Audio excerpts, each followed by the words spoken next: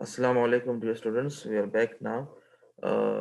Previous lectures के अंदर हमने एम्पलीट्यूड मॉड्यूलेशन को बहुत डिटेल में डिस्कस किया और हमने सिंगल साइड बैंड जनरेशन उसके बाद हमने डीमॉड्यूलेशन और डीमॉड्यूलेशन में भी दो टाइप्स और उनके प्रोज एंड कॉन्स डिस्कस किए बहुत डिटेल में।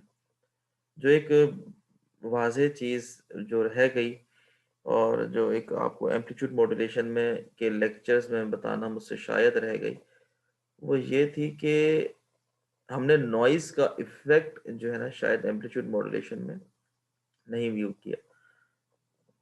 बाकी तो वो कोर्स के इस क्या कहते हैं पैराडाइम से या स्कोप से भी बाहर था। चैनल यानी कि हमने अभी जो इटसेल्फ चैनल है, उस वो चैनल क्या इफ़ेक्ट डालता है ट्रांसमिशन में, हमने अभी तक वो व्यू नहीं किया। वो फ़िलहाल अभी तक तो कोर्स के स्कोप से बाहर है, लेकिन फिर भी मैं एक प्रॉब्लम बताना चाह रहा हूँ ताकि हम आगे आने जो चीज़ें हम पढ़ने वाले हैं, पहले उसके लिए मैं बेसिस कायम कर सकूँ कि मसला क्या आ सकता है। जैसे हमें पता है कि एम्पलीट्यूड मॉड्यूलेशन जो है, वो दरअसल अब अपने ज़हनों में जो है इंट्यूशन के ज़रिए से तस्वीर बनाने की कोशिश करें।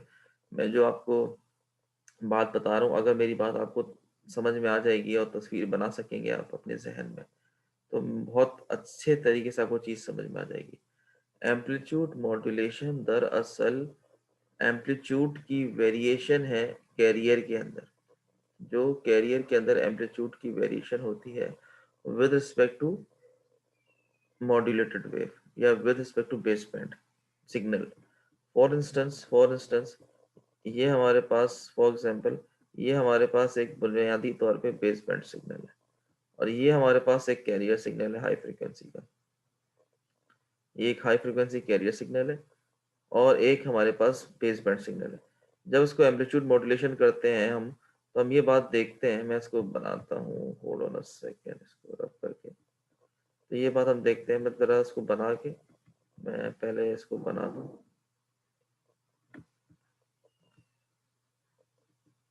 तो हम ये बात देखते हैं कि एम्पलीट्यूड की वेरिएशन कैरियर के अंदर आ रही होती है। ये थोड़ी सी वो नहीं बन रही, लेकिन एम्पलीट्यूड की वेरिएशन कैरियर के अंदर आ रही होती है और इस तरह का वेव नज़र आता है हमें। यानी एम्पलीट्यूड की वेरिएशन नज़र आती है हमें कैरियर के अंदर, यानी कैरियर का जो एम्पलीट्यूड है वो वेरी करता है। जो नॉइज़ है, नॉइज़ भी एक रैंडम सिग्नल है। नॉइज़ भी क्या है बेटा? एक रैंडम सिग्नल है और रैंडम सिग्नल जो है उसकी जो वेरिएशन है नॉइज़ की, वो भी एम्पलीट्यूड के अंदर होती है। नॉइज़ की वेरिएशन भी एम्पलीट्यूड के अंदर होती है। ये लैब में भी आपने देखा होगा कि आपके पास रैंडमली अगर मैं अपने प्रोब्स को अपने हाथों में पकड़ता हूँ, तो आपने ये बात नोट की होगी कि ऑसिलोस्कोप में रैंडम वेरिएशंस आती हैं। वो रैंडम वेरिएशंस भी इन टर्म्स ऑफ एम्पलीट्यूड्स हमें व्यू होती हैं और एम्पलीट्यूड मॉड्यूलेशन के अंदर भी एम्पलीट्यूड वेरिएशन है with respect to modulated wave. तो इसका मतलब ये है कि एम्पलीट्यूड मॉड्यूलेशन की जो आउटपुट है या एम्पलीट्यूड मॉड्यूलेशन जो है, वो ज़्यादा असरअंदाज होती है नॉइज़ के। वो असरअंदाज ज़्यादा हो सकती है और होती है नॉइज़ के, क्योंकि नॉइज़ भी एम्पलीट्यूड की वेरिएशन है। वेयर इज कंसर्न्ड आपका जो एम्पलीट्यूड मॉड्यूलेशन है वो भी एम्पलीट्यूड की वेरिएशन है। इसका मतलब ये हुआ कि हमारी एम्पलीट्यूड मॉड्यूलेशन जो है ज़्यादा ससेप्टेबल है नॉइज़ के, वो ज़्यादा असरअंदाज होती है नॉइज़ के। तो क्यों ना, अगर एम्पलीट्यूड को ही वेरी करना है तो क्या सिर्फ हमारे पास एम्पलीट्यूड की वेरिएशन ही एक वाहिद हल है या फिर हमारे पास और भी कोई दो रास्ते हैं? तो हमें पता है कि वेव के अंदर एक तो चीज़ होती है एम्पलीट्यूड, एक होता है फेज और एक होती है उसकी फ्रीक्वेंसी। तो अभी तक हमने एम्पलीट्यूड की वेरिएशन देखी थी, हमने फेज की और फ्रीक्वेंसी की देखी थी। अब हम पहले हम फेज की फ्रीक्वेंसी की बात करेंगे और साथ ही साथ फेज की बात करेंगे और हम ये देखेंगे कि इन चीज़ों इन दोनों को वेरी करने से क्या हमारे पास प्रोज एंड कॉन्स है। एक तो हमारे पास हमने बात करनी है पावर की, सही है, यानी हमने पहले एम्पलीट्यूड के अंदर भी हमने पावर की बात की थी, इसमें पावर की थी। फिर दूसरी हमने बात करनी है बैंडविड्थ की। हमें पता है कि एम्पलीट्यूड मॉड्यूलेशन के अंदर हमने क्या किया था, कैरियर फ्रीक्वेंसी आई थी हमारे पास एक, सही है, और उस कैरियर फ्रीक्वेंसी के साथ हमारे पास एक लोअर साइड बैंड था और एक अपर साइड बैंड था। इन दोनों के दरमियान जो डिस्टेंस था वो था जितना मॉड्यूलेटेड फ्रीक्वेंसी की फ्रीक्वेंसी है, उतना इन दोनों के दरमियान डिस्टेंस था। हमने क्या किया, इस कैरियर को सप्रेस कर दिया, एक साइड बैंड को सप्रेस कर दिया, और एक हमने सिर्फ एक single side band transmission achieve कर ली, हमने एक single side band transmission achieve कर ली। तो एम्पलीट्यूड मॉड्यूलेशन के अंदर बैंडविड्थ की यूटिलाइजेशन ज्यादा इफेक्टिव तो हो सकती है, लेकिन इसके अंदर जो सिग्नल है वो ज्यादा असरअंदाज होता है नॉइस के, जो कि एक रैंडम इफेक्ट है और एक रियलिटी है कि नॉइज अफेक्ट आपके सिग्नल को करेगी। तो अब ये नॉइस का इफेक्ट है, इसकी वजह से हम मूव कर रहे हैं फ्रीक्वेंसी मॉड्यूलेशन की तरफ, ताकि हमारा एम्पलीट्यूड जो है वो कांस्टेंट रहे और सिर्फ फ्रीक्वेंसी को वेरी कर सकें। अब हमारे पास देखें हो क्या रहा है, ये हमारे पास मॉड्यूलेटेड वेव है। अब और से मेरी बात सुनना, मैं जरा एक अपनी बुनियाद बनाना चाह रहा हूँ। ये हमारे पास मॉड्यूलेटेड वेव है, जहां जहां आपके पास वेव, मॉड्यूलेटेड वेव की एम्पलीट्यूड हाई होगा, यानी ये मैक्सिमम, ये मैक्सिमम एम्पलीट्यूड है, यानी ये जो पॉइंट है, मैं रेड से बनाता हूँ बल्कि इसको येलो से, सॉरी, ये जो पॉइंट है ये मैक्सिमम एम्पलीट्यूड है, और ये जो पॉइंट है ये मिनिमम एम्पलीट्यूड है। यानी इन दोनों पॉइंट्स पे हमारे पास फ्रीक्वेंसी की वेरिएशंस मैक्सिमम होंगे, यानी कि यहाँ पर हम कह लें कि भाई यहाँ पर हाई फ्रीक्वेंसी आ जाएगी, और फिर यहाँ पे हम कह लेंगे यहाँ पे हमारे पास लो फ्रीक्वेंसी आ जाएगी, फिर हाई फ्रीक्वेंसी आ जाएगी। तो एम्पलीट्यूड की वेरिएशन जो कि हमारे पास मॉड्यूलेटेड वेव के अंदर आ रही है, क्योंकि हमारे पास वॉइस जो सिग्नल है, जो इंफॉर्मेशन सिग्नल है, जो बेसबैंड सिग्नल है, वो बुनियादी तौर पे एम्पलीट्यूड की वेरिएशंस प्रोड्यूस हो रही हैं उसके अंदर। तो जो एम्पलीट्यूड की वेरिएशन है वो रिजेंबल करनी चाहिए फ्रीक्वेंसी वेरिएशन के अंदर, और keeping the amplitude of the modulated wave constant, यानी जो आपके पास कैरियर के बाद जो मॉड्यूलेशन की आउटपुट आ रही हो, उसका जो एम्पलीट्यूड है वो कांस्टेंट रखेंगे, एक कांस्टेंट एम्पलीट्यूड रखेंगे, लेकिन जो उसकी फ्रीक्वेंसी की वेरिएशन है वो वेरिएशन होगी with respect to the amplitude variation of the modulated wave. यहाँ तक बात क्लियर है बेटा? जब तो इसका मतलब ये हुआ कि हमारे पास एक तो कैरियर फ्रीक्वेंसी, देखो और सी बात सुनो, एक तो हमारे पास कैरियर फ्रीक्वेंसी है, सही है? ये इसकी जो कैरियर फ्रीक्वेंसी, फॉर एग्जांपल मैं कहता हूँ कैरियर फ्रीक्वेंसी है, मैं कहता हूँ 300 किलोहर्ट्ज की, ये है हमारे पास carrier frequency for example 300 kilohertz की। और हमारे पास एक मॉड्यूलेटिंग फ्रीक्वेंसी है, अपन समझ लो 3 किलोहर्ट्ज की। 3 किलोहर्ट्ज तो बहुत कम है, 15 किलोहर्ट्ज समझ लो, ये 15 किलोहर्ट्ज की हमारे पास बुनियादी या बेस बैंड फ्रीक्वेंसी, सही है? यानी ये आ गई हमारे पास, ये लो फ्रीक्वेंसी सिग्नल आ गया ऐसे। अब हमारे पास ये जो 300 किलोहर्ट्ज की मॉड्यूलेटिंग फ्रीक्वेंसी है, ये इसको हम कहेंगे, ये रेस्टिंग फ्रीक्वेंसी कहेंगे, यानी यहाँ लिखा हुआ है, यानी यानी इसको या तो रेस्टिंग फ्रीक्वेंसी कहेंगे या इसको सेंटर फ्रीक्वेंसी कहेंगे। यानी ये हमारे पास ये रेफरेंस सिग्नल है जिसकी फ्रीक्वेंसी ऊपर या नीचे वेरी करेगी। अब कितनी वेरी करेगी, that depends upon this 15 kilohertz. यानी फॉर एग्जांपल मेरी बात सुनना, कि जैसे ही हमारे पास, मैं रेड से बना रहा हूँ, यहाँ पर रेड से बना रहा हूँ, सॉरी, रेड से बना रहा हूँ, जैसे ही हमारे पास ये हाई एम्पलीट्यूड सिग्नल आएगा तो हाई फ्रीक्वेंसी वेरिएशन आनी चाहिए। जैसे ही हमारे पास लो एम्पलीट्यूड आएगा तो लो फ्रीक्वेंसी सिग्नल एम्पलीट्यूड आनी चाहिए। यानी हमारे पास हाई फ्रीक्वेंसी का मतलब क्या हुआ, 300 प्लस 15, ये फ्रीक्वेंसी वेरिएशन आनी चाहिए इधर, सही है? और मैं ब्लैक से लिख रहा हूँ 300 माइनस 15, ये आनी चाहिए हमारे पास इधर, सही है? यानी ये थोड़ी किलोहर्ट्ज में लिखना भूल गया, किलोहर्ट्ज ऑलरेडी मेंशन्ड है तो मैंने डायरेक्टली इसको यूनिट फॉर्म में लिख दिया, किलोहर्ट्ज ऑलरेडी मेंशन था। इसका मतलब क्या हुआ कि ये जो फ्रीक्वेंसी वेरिएशन है ये कितने हो जाएगी यहाँ पर, ये 315 किलोहर्ट्ज की हो जाएगी। यहाँ पे कितने की हो जाएगी, ये 315 किलोहर्ट्ज की हो जाएगी, और यहाँ पे कितने हो जाएगी, 300 से माइनस करेंगे तो 285 किलोहर्ट्ज की हो जाएगी। इन दोनों को जब एक दूसरे से माइनस करेंगे तो आपके पास कितनी फ्रीक्वेंसी वेरिएशन मिल जाएगी, हमारे पास 30 किलोहर्ट्ज की वेरिएशन मिल जाएगी हमारे पास, 30 की। तो 30 से मुराद क्या हुआ, मैं ये कह सकता हूँ कि मेरा सिग्नल प्लस और माइनस 15 हर्ट्ज की, 15 किलोहर्ट्ज की फ्रीक्वेंसी वेरिएशन दिखा रहा है। 15 किलोहर्ट्ज हाई फ्रीक्वेंसी और 15 kilohertz low frequency centre frequency से। सेंटर फ्रीक्वेंसी मेरे पास कहाँ से आ गई, ये मेरे पास सेंटर फ्रीक्वेंसी आ गई, this is my centre frequency, ये इतने हर्ट्ज की। अब ये क्या है हमारे पास, ये है हमारे पास बेस बैंड सिग्नल, जो 15 किलो हर्ट्ज है, ये हमारे पास बेस बैंड सिग्नल है, और ये हमारे पास नॉर्मल फ्रीक्वेंसी आ गई। इतने इतने हर्ट्ज की हमारे पास, इतने किलो हर्ट्ज की फ्रीक्वेंसी, नॉर्मल फ्रीक्वेंसी वेरिएशन आ रही है।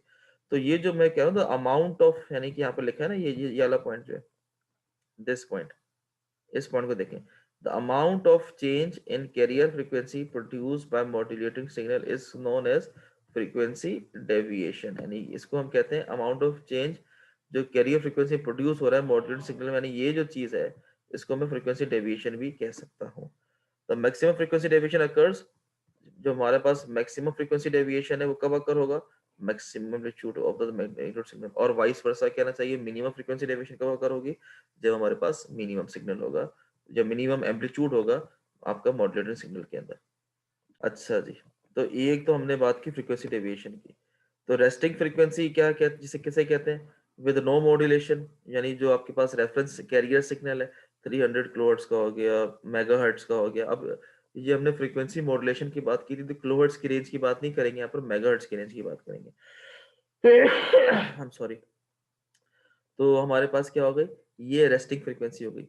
फ्रीक्वेंसी डेविएशन किसे कहेंगे, जो amount of change in carrier frequency जो प्रोड्यूस हो रही है because of this modulating signal, यानी ये जो आपका मॉड्यूलेटिंग सिग्नल है दिस वन, इसकी जो हाई एम्पलीट्यूड्स और इसकी जो लो एम्पलीट्यूड हैं, जो इस कैरियर फ्रीक्वेंसी के अंदर चेंज लेकर आएंगे, किसकी, इस कैरियर फ्रीक्वेंसी किस चीज में चेंज लेकर आए, इस कैरियर फ्रीक्वेंसी के फ्रीक्वेंसी कंपोनेंट के अंदर चेंज आएगा। क्या चेंज आएगा, हाई फ्रीक्वेंसी चेंज आएगा, लो फ्रीक्वेंसी चेंज आएगा। जो high frequency change, low frequency change आएगा because of this high amplitude and low amplitude, उसको हम क्या कहेंगे, उसको हम कहेंगे फ्रीक्वेंसी डेविएशन। अच्छा, फ्रीक्वेंसी डेविएशन का रेट क्या है, रेट का मतलब ये कितनी दफा फ्रीक्वेंसी की डेविएशन हो रही है, यानी एक गिवन टाइम पीरियड के अंदर हाउ मेनी टाइम्स जो है वो फ्रीक्वेंसी डेविएशन हो रही है, यानी कितने पर सेकंड के अंदर कैरियर फ्रीक्वेंसी डेविएट हो रही है। देखो for example given time period मेरा 1 सेकंड का है, तो 1 सेकंड में फ्रीक्वेंसी की डेविएशन कितनी दफा हो रही है, that is called frequency deviation rate. यानी इस जो फ्रीक्वेंसी डेविएशन रेट है, ये दरअसल बुनियादी तौर पे मॉड्यूलेटिंग सिग्नल डिटरमाइन कर रहा होता है। जो आपका मॉड्यूलेटिंग सिग्नल है वो कितना फ्रिक्वेंटली मॉड्यूलेट डेविएट कर रहा है गिवन टाइम पीरियड के अंदर, उतना ही आपको फ्रीक्वेंसी डेविएशन का रेट भी होगा। सर तो ये अस्सलाम वालेकुम सर। हाँ, वालेकुम सलाम बेटा, बोलो। सर तो ये मतलब ऑन एवरेज कितना डेविएट करता है? ऑन एवरेज नहीं कह सकते बेटा उसको, it all depends upon the modulating frequency, जो मॉड्यूलेटिंग सिग्नल है उसकी फ्रीक्वेंसी के ऊपर। यानी अगर आपके पास फॉर एग्जांपल 3 हर्ट्ज का सिग्नल है, तो 3 हर्ट्ज के रिस्पेक्ट से डेविएशन आएगी। आपके पास 3 किलो हर्ट्ज का सिग्नल है, उसके रिस्पेक्ट से डेविएशन आएगी। आपके पास 10 किलो हर्ट्ज का सिग्नल है, तो एक गिवन टाइम पीरियड, यानी सेकंड्स की अगर हम बात करें, एक गिवन टाइम पीरियड के अंदर जो सेकंड्स है या मिनट्स है जो भी आपने सेट किया है, और फॉर एग्जांपल हम हर्ट्ज की बात करें तो सेकंड्स का टाइम पीरियड है फॉर एग्जांपल, तो गिवन टाइम पीरियड के अंदर वो जो मोटिवेटिंग सिग्नल है कितनी दफा मिनिमम और मैक्सिमम प्रोड्यूस कर रहा है, उसकी वजह से फ्रीक्वेंसी के अंदर डेविएशन आएगी, that is called rate of frequency deviation. सही है बेटा। जी सर। सही। तो ये एनिमेशन देख लें आप थोड़ी सी, कि एम्पलीट्यूड फॉर एग्जांपल यहाँ पर आप देखें, यहाँ पर आप देखें ये मिनिमम एम्पलीट्यूड है, तो यहाँ पर आप देखें मिनिमम फ्रीक्वेंसी डेविएशन है। ये इन दोनों जगहों पे मैं इसको ब्लू से बना देता हूँ, इन दोनों जगहों पे, इन दोनों इस जगह पे और इस जगह पे मैक्सिमम एम्पलीट्यूड है, इसलिए आप देखें ये मैक्सिमम फ्रीक्वेंसी डेविएशन है, ये मैक्सिमम फ्रीक्वेंसी डेविएशन है। और रेट ऑफ फ्रीक्वेंसी डेविएशन का मतलब क्या हुआ, एक टाइम पे देखें यहाँ पर फॉर एग्जांपल मैं कहूँ यहाँ से लेकर यहाँ तक मेरा सिग्नल जो था, ये है आपके पास, ये मैं कह दूँ 1 सेकेंड है, मैं कहता हूँ ये 1 सेकेंड का सिग्नल है। तो यहाँ पे फ्रीक्वेंसी डेविएशन कितनी दफा हो रही है, एक दफा, दो दफा, अगर फॉर एग्जांपल ये 3 दफा गिन लें तो 3 टाइम फ्रीक्वेंसी डेविएशन होगा। तो इस जितना आपका हर्ट्ज का सिग्नल होगा, जितना आपका उसका टाइम पीरियड लिया होगा एक कंप्लीट वेव के साथ, तो आप उसको कह सकते हैं फ्रीक्वेंसी डेविएशन। अगर इसको हम आगे मजीद देखें, एक चीज बड़ा इंपॉर्टेंट है मुझे दिखाना है इसमें, कि जो फेज शिफ्ट है ना, वो भी तकरीबन आपको फ्रीक्वेंसी डेविएशन के तौर पर नजर आता है। यानी जो फेज का शिफ्ट है, अच्छा फेज शिफ्ट थोड़ा सा हम आगे चले गए, लेकिन पहले बताओ यहाँ तक बात क्लियर है फ्रीक्वेंसी डेविएशन की? अच्छा ये देखें, हमने लैब परफॉर्म की थी लास्ट क्लास में, इसमें फ्रीक्वेंसी मॉड्यूलेशन की लैब थी हमारे पास, लैब नंबर 8 थी। उसमें आप ये बात देखें, ये मैं आपको ये सर्किट में कनेक्ट कर रहा हूँ। हाँ ये सर्किट कनेक्ट करने के बाद, होल्ड ऑन अ सेकेंड, ये आ रही है। अच्छा ये देखिए नॉइज आपको थोड़ा सा नजर आ रहा होगा, रैंडम सिग्नल, मैंने इसको इनेबल किया। देखें अब यहाँ पर आप देखें, ये देखें एम क्लास, इधर आपको variation in noise, variation in signal देखें। एक तो ये आपके पास ये लो फ्रीक्वेंसी सिग्नल आ गया, एक आपके पास हाई फ्रीक्वेंसी, सॉरी ये आपके पास हाई फ्रीक्वेंसी सिग्नल आ गया, ये आपका पास यहाँ पर ये। इसका मतलब ये जहाँ पर हाई फ्रीक्वेंसी सिग्नल है यहाँ पर मैक्सिमम पीक आ रही होगी, जहाँ पर लो फ्रीक्वेंसी सिग्नल है यहाँ पर लो पीक आ रही होगी। हाई पीक लो पीक, हाई पीक लो पीक, तो ऑटोमेटिकली आपको नजर आ जाएगा कि कहाँ कहाँ पर हाई पीक है, कहाँ कहाँ पर लो पीक है with respect to the frequency. तो जहाँ फ्रीक्वेंसी चेंज हो रही है, इसको हम दोबारा इसको आगे करें, अगर देखें ना, ये देखिए, इसको मैं थोड़ा सा, ये देखिए, ये आपको ज़्यादा बेहतर व्यू हो रहा है सिग्नल। ये देखें, ये आपके पास अगेन, ये आपके पास लो हाई फ्रीक्वेंसी सिग्नल आ गया, और मैं इसको व्हाइट मार्कर से बनाता हूँ, ये आपके पास लो फ्रीक्वेंसी सिग्नल आ गया। इसका मतलब ये एम्पलीट्यूड की वेरिएशन इस तरह से हो रही है कि ये हाई फ्रीक्वेंसी सिग्नल, फिर न्यू लो पीक, फिर हाई पीक। अब ये आपके पास मॉड्यूलेटिंग सिग्नल में व्हाइट मार्कर से बना रहा हूँ, तो जहां पर आपके पास मैक्सिमम फ्रीक्वेंसी डेविएशन प्रोड्यूस हो रही है, maximum frequency deviation represents what high peak of the modulated wave, low frequency signal represents the minimum frequency, minimum amplitude of the modulated wave. इसको हम थोड़ा सा अगर हम देखें, ये देखें, ये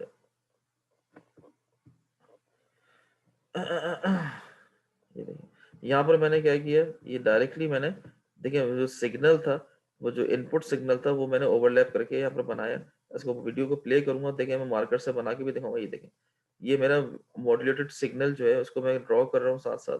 तो मेरा ये बात आप देख सकते हैं कि हाई फ्रिक्वेंसी लो फ्रिक्वेंसी किस तरह से आपको मॉड्यूलेटेड मॉड्यूलेशन नजर आ रही है यहाँ पर, with respect to frequency changes, जो फ्रिक्वेंसी में चेंज आ रहा है। देखिए ये फ्रीक्वेंसी का चेंज आ रहा है हमारे पास। तो ये आज क्लास यहाँ तक एंड करते हैं इसको। आई होप यू अंडरस्टैंड कि हमने फ्रीक्वेंसी मॉड्यूलेशन, नेक्स्ट क्लास में फ्रीक्वेंसी मॉड्यूलेशन की डिटेल्स देखेंगे, और उसमें दो तीन चीज़ें बहुत इंपॉर्टेंट है, मैथमेटिकल एनालिसिस है उसका। तो I hope you understand the lecture very well. कोई सवाल हो तो please do let me know in the comment box. अस्सलाम वालेकुम रहमतुल्लाहि व बरकातुहू।